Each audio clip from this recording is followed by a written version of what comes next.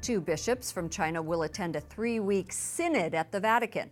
This is the first time Chinese bishops are being allowed to attend a meeting following an agreement last month with the Vatican to appoint bishops. Joining me now from the Religious Freedom Institute is its president, Dr. Tom Farr. Tom, welcome back to the program. Hi, Lauren. Glad to be with you. In your testimony last month on Capitol Hill, you expressed your concern that the Vatican's provisional agreement will not improve the lives of Catholics in China. As a Catholic and an expert on the subject of religious freedom, what makes you so skeptical? Well, for one thing, I will say I'm delighted the Chinese bishops have been invited to the Synod. I think that's an important move. I would love to know which of the bishops is coming. That kind of leads to my concern, Lauren. People should understand they're not two divided churches in China so that on one side of the street you have the official and the other the underground church. It's mixed, and they're good and holy priests and bishops in the so-called official church. But they're also apparatchiks. And as I understand the way that the provisional agreement has been structured, and this is based on press reports because I haven't seen it, it is that the process will be 3 or so bishop candidates will be chosen by the Chinese government, sent to the diocese when there's a vacancy. The faithful and the priests of the diocese will vote on one of those candidates, send it back to Beijing.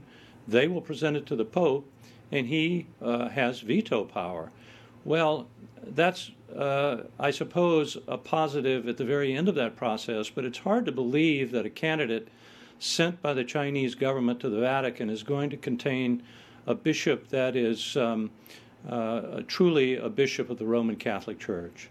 And so this is my concern. I fear that the diplomats around the Pope have ill-served him on this agreement. It's very important that the Catholic Church in China be able to stand for what the Church stands for around the world, and that is human rights and human dignity and religious freedom. Both the Vatican and the United States are pursuing diplomatic initiatives with China. How would you compare the two approaches? Well, the United States approach, of course, is to attempt to advance religious freedom for everyone. And the Catholic Church, I think, and the Vatican should have, as a matter of theology and doctrine, the same goal in mind.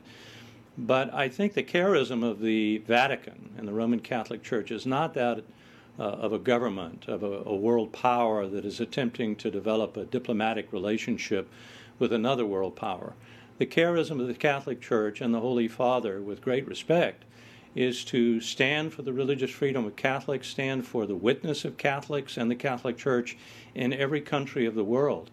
I'm concerned that what the Vatican is doing here is similar to what a mistake, in my view, it made during the Cold War, prior to the papacy of John Paul the Great. There was a notion of realpolitik, so-called, in which the Vatican tried to negotiate deals with the Warsaw Pact. It didn't work well. The church in Hungary suffered, the church in Czechoslovakia suffered, simply because communism is intrinsically opposed to the basic views of the Catholic Church. So the difference, to answer your question, is that the United States is a world power along with China. The Vatican should not see itself as a secular power doing diplomatic agreements, but as a perhaps the only moral authority, or certainly the greatest moral authority in the world, that is capable of speaking truth to power, not just on behalf of Catholics, but everybody in China. But you testified that the current assault on religion under President Xi is the most comprehensive since the Cultural Revolution. Will the U.S. be able to convince China that religious freedom within its borders is in China's best interests? Well, there's a good question. The answer is, first, we haven't really tried to do that. But I think there are self-interest arguments that can be made. Religious groups, Catholics, Tibetan Buddhists, Muslims, Protestants, others, will do good works if you just leave them alone and stop the crackdowns that are going on, which have been going on for decades in Tibet, and in recent months have been horrific in Xinjiang province against Muslims there. If you can find your way, this is not exactly religious freedom, but it would be a major step forward, simply to leave these groups alone. They'll be economically productive. That's something the Chinese desperately want and need.